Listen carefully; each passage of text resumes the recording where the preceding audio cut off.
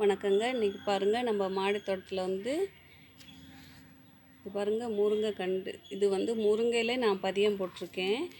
எப்படின்னாக்கா இந்த பாருங்கள் பக்கத்து தொட்டியில் இந்த இடத்துல ஒரு இது விதை முன்னாடியே முளைச்சி வந்துருந்துச்சு. சரி, இதில் ஏற்கனவே கோவக்கொடி போடுதில்ல, அதனால் நம்ம தனியாக எடுத்துடலான்னு சொல்லிட்டு நான் பறித்தேங்க. ஆனால் வேரோடு வரல. அது திரும்ப வளைஞ்சிருக்கு பாருங்கள். அடியில் வந்து நல்லா கட்டையாக வேர் இருக்கும் போல்.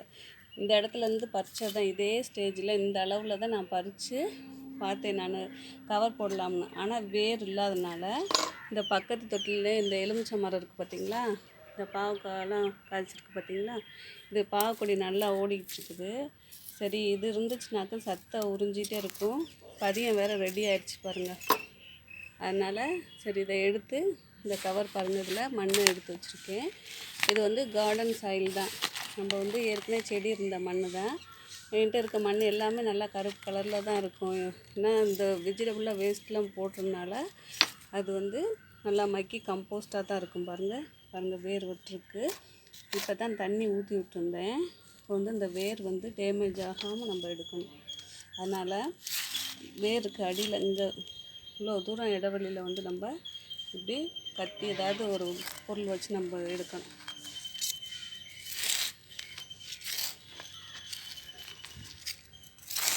இதை எடுத்துட்டோம்னா நமக்கு பாகக்காய் நல்லா சீக்கிரம் விளையும்.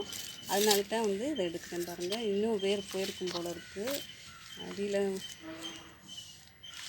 இன்னும் கூட கொஞ்சம் ஆழமாக தோண்டலாம்.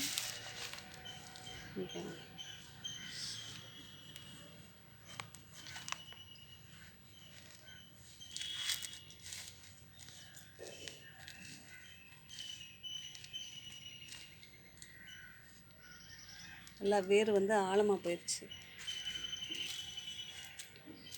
பாருங்கள் எப்படி இருக்குன்னு. நம்ம பதியம் அப்படியே தெரியுது பாருங்கள். இதில் வந்து ஆணி வேர் இல்லை. இந்த இடத்துல வந்து கட்டாக இருக்குது பார்த்தீங்களா. இப்படி நம்ம இப்படி கட்டானதை கூட தூக்கி போடாமல் நம்ம நட்டு விட்டோம்னா நமக்கு வந்து இதுவும் வந்து பதியமாக கிடச்சிடும் பாருங்கள். முருங்கை பதியம் இது வந்து விதை மூலியம் வந்த பதியம்தான். இதுவும் நமக்கு வந்து ரெடி ஆயிடுச்சு.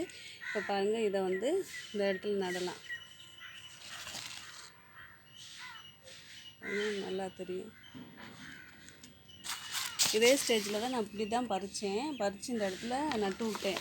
சரி, வேஸ்ட் ஆக வேணாம், ட்ரை பண்ணி பார்ப்போமே அப்படின்னு பார்த்தேன். இதுலேயும் வந்து நமக்கு பதியம் கிடச்சிருச்சு பாருங்கள். இதை அப்படியே நட்டு விட்டு மண் வச்சுருக்கேன்.